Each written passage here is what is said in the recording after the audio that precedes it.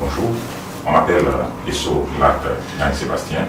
Je suis inspecteur pédagogique option physique-chimie et je suis également ingénieur pédagogique et j'exerce la technopédagogie à la direction de la pédagogie et de la formation continue, qui est donc une direction du ministère de l'Éducation nationale et de l'alphabétisation en Côte d'Ivoire.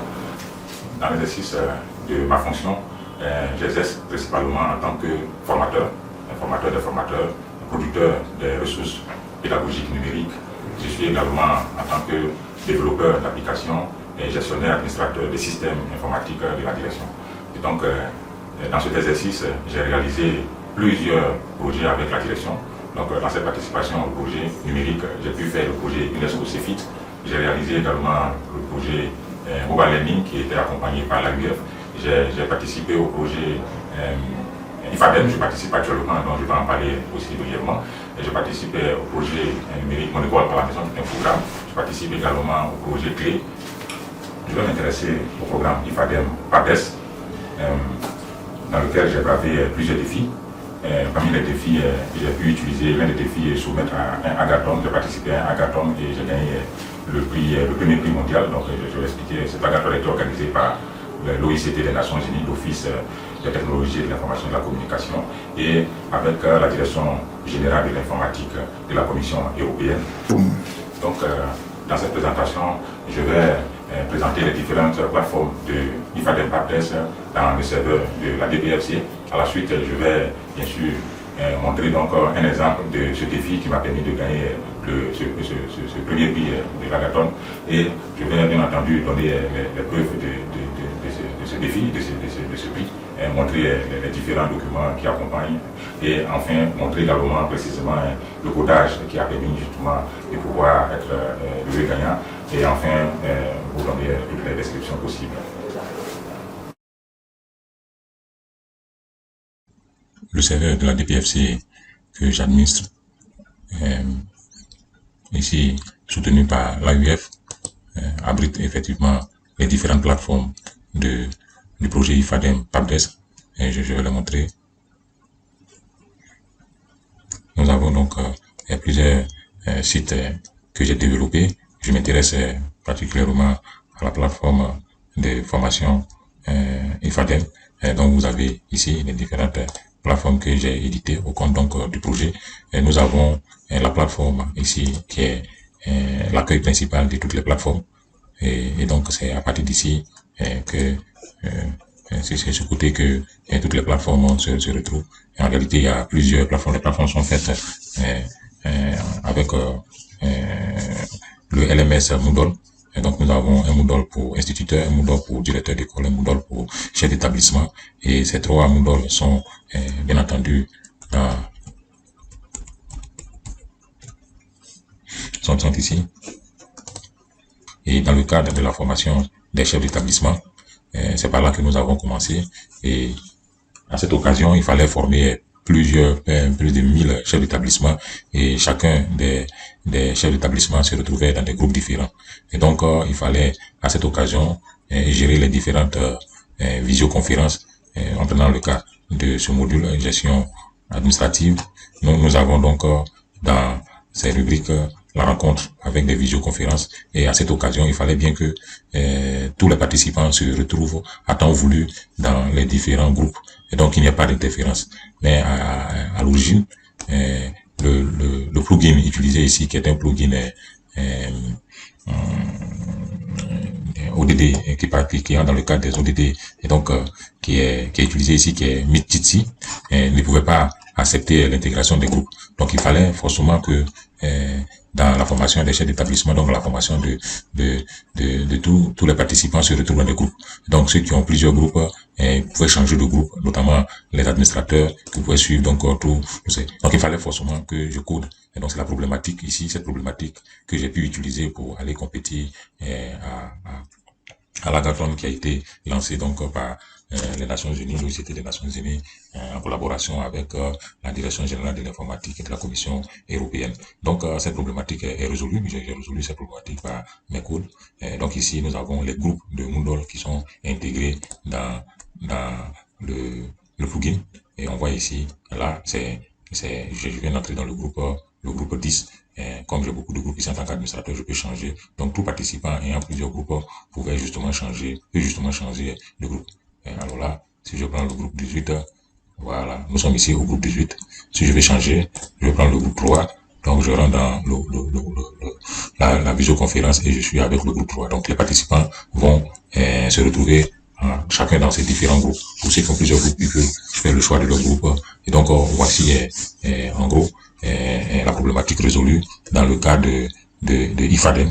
Et donc, à l'occasion de la présentation de l'amélioration de Moodle, qui rentre dans le contexte ODD, éducation de qualité, et j'ai compétit et je montre là. Voilà, je montre là.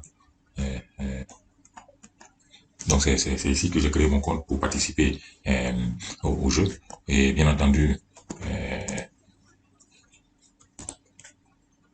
donc là voilà, c'est dans ce compte-là que j'ai participé au jeu. Voici la solution que j'ai présentée ici pour compétir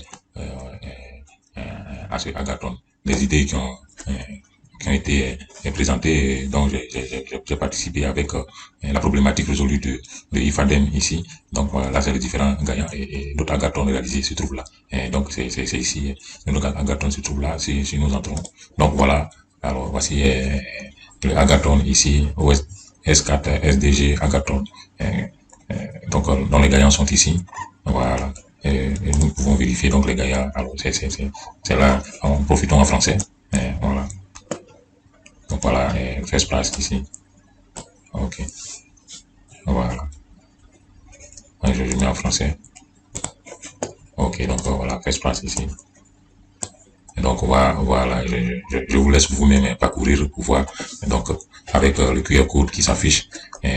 Maintenant, je vais vous montrer précisément le code qui a été utilisé ici déjà et puis dans la plateforme. Donc nous voyons bien entendu les différents groupes ici, mais comment cela s'est présenté dans le codage. Alors on va dans le serveur et je vous montre rapidement. Donc on va rentrer. Donc je vais prendre le cas de chef d'établissement comme ça a été présenté. Je vais donc dans la racine, le dossier la racine des chefs d'établissement. Ça c'est directeur d'école primaire et préscolaire. Ça c'est la plateforme d'accueil. Ici c'est la plateforme des instituteurs, le monde des instituteurs. Et je prends rapidement pour les chefs d'établissement, ici c'est pour la préparation des certificats. Et donc chef d'établissement. Voilà, nous sommes ici tout simplement. Ensuite donc la plateforme des chefs d'établissement. Alors, on va entrer, c'est ici que j'ouvre le plugin Jitsi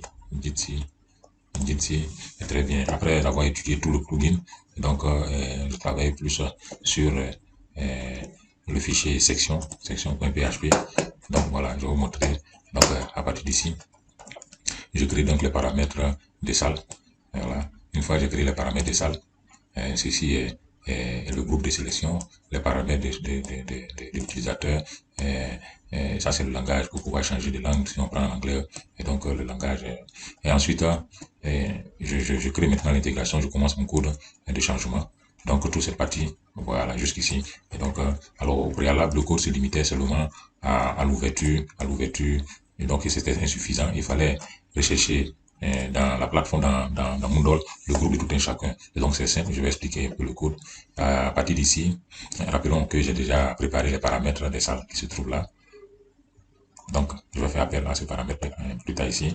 Donc j'ouvre ici en code PHP le formulaire. Ça c'est un script, je te pose un script pour que à chaque fois qu'on clique, sur le formulaire, il puisse réagir. Donc je crée le code ici. Et si c'est un enseignant éditeur, et donc lui, il va sélectionner dans la base de données, dans le cours, en ordre ascendant, et puis il va trier donc tous les groupes de cet enseignant éditeur. Et puis donc dans le formulaire qui est ici, en prenant en compte le paramètre qui a été fixé, va justement nous permettre donc de choisir les différents groupes qui vont s'afficher. Donc une fois les groupes sont affichés, celui qu'on sélectionne va être retenu et puis va revenir ici pour être ajouté afin que le lien de Jitsi puisse créer donc sa salle.